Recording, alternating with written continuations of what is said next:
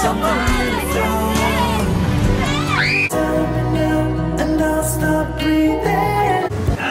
kasi ganun kadali yun.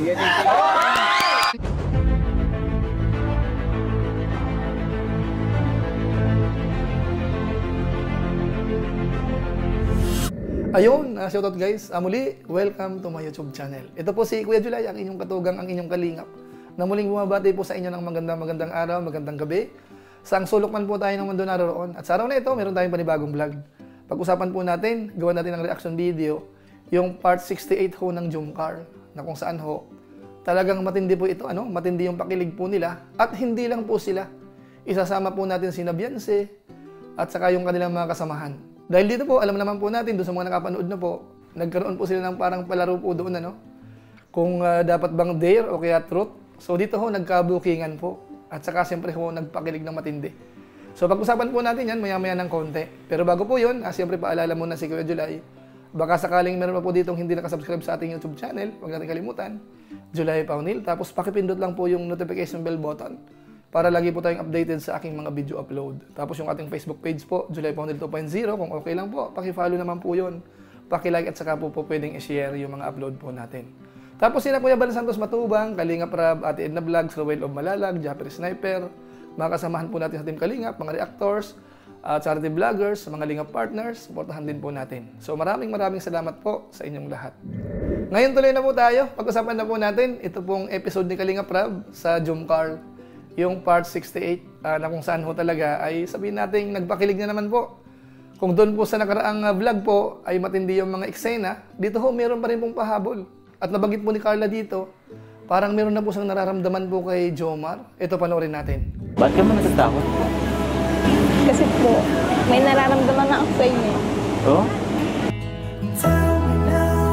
So yun mga kabayan po natin, yan po si Carla. Maliwanag po yun, narinig po natin sa kanyang bibig na meron na po siyang nararamdaman po kay Papa Joms. At hindi po tayo magtataka. Dahil kani-kanina lang po, ribbon cutting po ng babae ni Jomar, galing po ako doon, nandun po si na Carla. So naobserbahan po natin yung dalawa, talagang sweet siyempre po yung dalawa mga kabayan po natin. So ngayon po umpisa na po natin, dahil gaya po ng sinabi ko, hindi lang po kay Carla, pati ho yung ilan sa mga kasamahan nila, may mga nabuking din po tayo. Pumili pa ako ng ilan lang mga kabayan po natin kasi masyado na pong mahaba. Ang una ko pong napili muna ay yung patungkol po kay Kuya David. Mukhang hindi pa po siya nakaka-move on mga kabayan po natin. Ito panoorin po natin. Ako bro, matagal na kita nakasama sa mga tabing dagat. Nag-usap tayong dalawa lamang. Ito, sagutin mo bro ito ng tunay Alam ng Panginoon kung ano nasa puso mo. Ito naka-move on ka na ba kay Joy?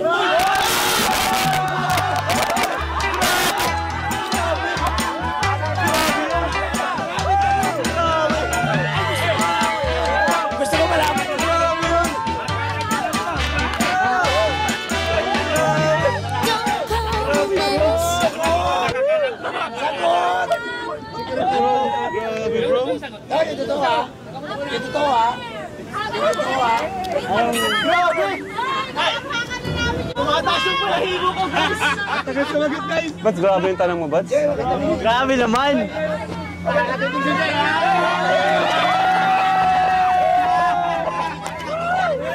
Asan ba si Papa, Dan? Dan, dapat na din si Dan. Bro! Di naman kailangan ng explanation, di ba? Yes or no lang. Okay lang! Wait lang. Okay na, bro! Hirap.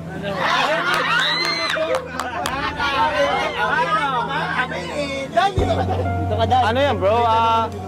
Wala man yung walang personalan. Sasagutin niya lang yung tanong, pero walang ibig sabihin niya yun. Hindi kasi ganun kadali yun.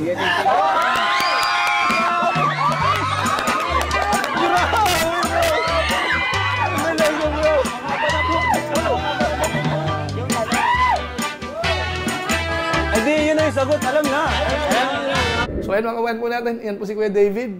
Mukhang hindi pa po siya nakaka-move on po kay Joy. Kaya siguro parang hindi masyadong nag-click po yung dove kit, Kasi kumbaga, yung pakiramdam niya, parang laman pa rin po si Joy. At hindi po natin siya masisisi. Damdamin niya po yun, So intindihin po natin si Kuya David. Pero sana ho, medyo unti-unting maiayos na po yan, makamove on na siya. Ganon din si Joy dahil ngayon po meron ng collab team at nagkakakiligan na nga po si Joy at saka po si Dan, ano. So marapat lamang po na si Kuya David po ay maghanap na po ng iba rin siguro. Nice. At sa palagay ko, yun po ang isa sa magandang gawin po, ano. So yan po ang isa.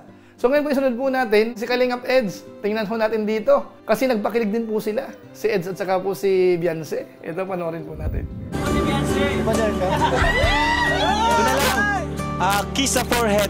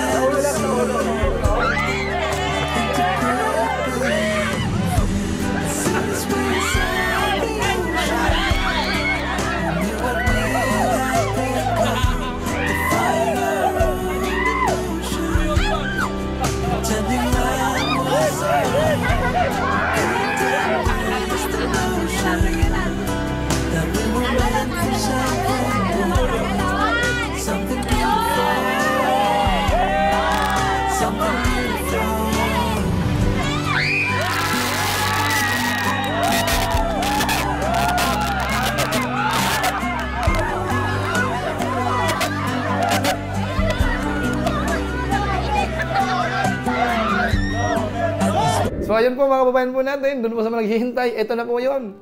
Nakakiss na po si Kalingap Eds sa noo nga lang. At kung hindi pong napansin, nung lumapit na po si Kalingap Eds doon sa umpisa, parang naghihintay na po si Beyonce, ano? Parang okay na sana eh. Kasi nag-aalanganan po yung dalawa, nagkakahiyaan. So medyo tumagal po ng konti. Pero at least po natuloy naman, masyadong mild po, ano? Parang kulang pa ng konti. Pero at least po, nakakiss na po siya. Yun po ang mahalaga po doon. So ngayon naman po, isunod na po natin si Carla at saka po si Jomar. Panoorin po natin ito. Truth. Napag-usapan ng ng committee. Walang choice. Ano daw, kiss mo daw sa cheeks si Carla.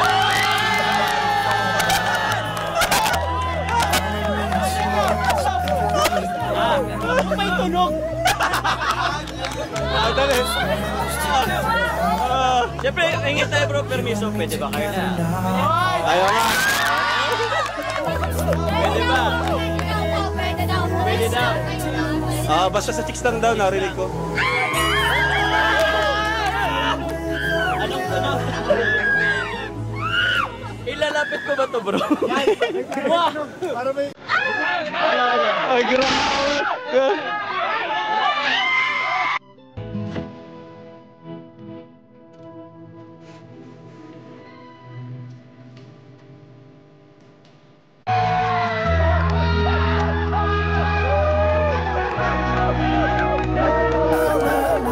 So ayan po, karugtong po yan nung magpapakilig po nila nung part 67.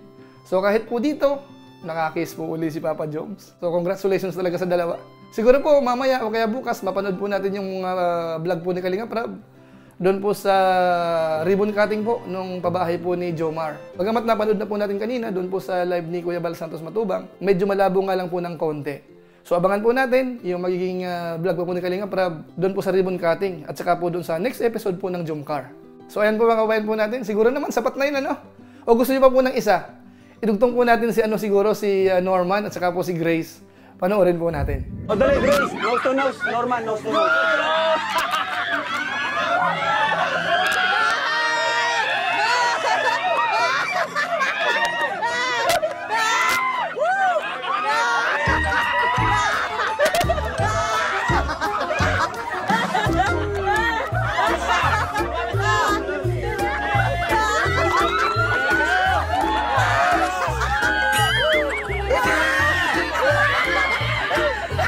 Dali!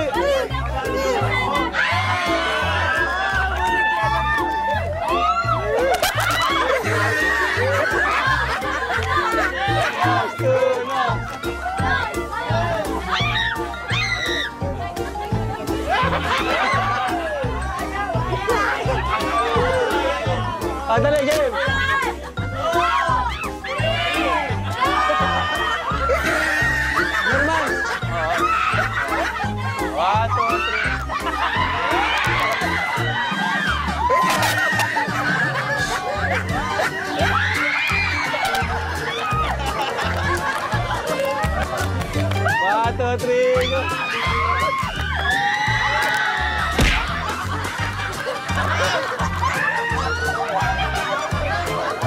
So ayan mga kalingap, nakakatuwa po yung dalawa, no? Si Grace at saka po si Norman. At sa tingin natin, parang pwede rin po itong gawing subject ni Kalingap Rab, ano? Pampakilig. Mukhang okay po yung dalawa, no? Mukhang may konting spark sa palagay ko lang po, ano? So hindi ko lang po alam kung sa tingin nyo po ay po pwede, i-comment nyo po sa comment section.